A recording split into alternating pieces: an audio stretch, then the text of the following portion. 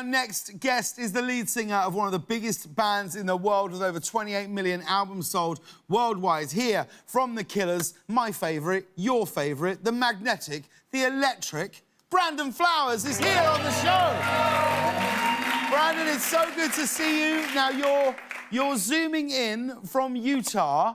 How is life out there right now? How's it going? I'm loving it. I never thought I'd leave Las Vegas, but it's, you know, I'm starting to really settle in here, and my kids love it, so I love it. When did you leave? When did you leave Vegas? When was it? It's already been 4 years ago. Wow. I was just trying to remind you. It's probably been about 4 years since I saw you. We were about to move. That's right. And I was worried. I was worried about like these mountains that define me, and the desert, and the lights of the Strip, and what was I going to be if we moved? And you said, well, home for me is wherever my wife and kids are, and that actually gave me comfort, and it's proven to be true for me. Oh, I love that. Well, I'm so thrilled that you're all happy there. Now, last week, The Killers, you played your first gig in over 20 months. You played at Terminal 5 in New York. How was it being back on stage? Did it live up to your expectations? It did. It was emotional. It really was emotional. It's, you know, it's a part of my identity as being a performer and being on stage, and I love recording songs, but there's something special about that community and that communal experience with people and sharing it and celebrating it. And it had been 19 months since we had been on the stage. So there was a little bit of anxiety, but it was mostly just such a celebration, and I loved it. And you've just announced some tour dates for next summer in Europe and in North America. When you look at your tour dates and you see where you're going, is there any one place that you kind of can't wait to get back to play?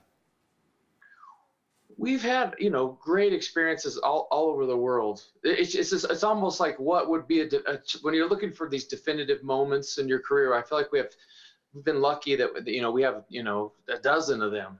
But one place that I look back at is we once played a ballroom in Blackpool, and it was the first time that we were playing anything from our second record, Sam's Town. And, you know, we had this wild success with our first album. Yeah. But we didn't know if we could do it again. And we came out with our first single is called When You Were Young. And the place just lit up and went off. And it was just, it felt so good. It felt like we belonged up there. And so, you know, we have a lot of fond memories and tenderness towards the UK for sure. Oh, I love that. I could have been here all day for $1 billion. I would never have guessed Blackpool.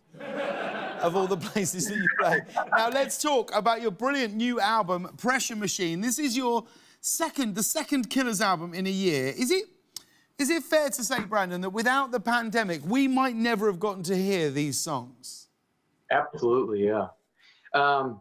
These are different types of songs. Yeah. People are accustomed to hearing big anthemic songs from the Killers. And we feel that pressure when we go in the studio to deliver and to keep people in the seats at the arenas and the stadiums. And so when everything got shut down, these other songs, and you know, in this silence that we're able, I say these other songs were able to bloom that otherwise would have been too quiet to compete with your typical Killer song. I think it's such a brilliant record. Now, after the break, you're going to be performing In Another Life. Tell us about the song and the inspiration behind it. I think a lot of people can identify just with thinking about those moments in your life and these decisions you made, and they may have seemed micro, but you wonder how big they ended up being and what road, you know, they led you down. And I think that's really where this came from, and me wondering, had I not left. There's been so much made about, you know, getting the Killers being from Las Vegas, but I spent so much of my formative years in this little town in rural Utah. And, you know, you wonder about what your life would have been like had I stayed. Well, we cannot wait for this performance. Stick around because the Killers are performing right after this break. Brandon Flowers, everybody.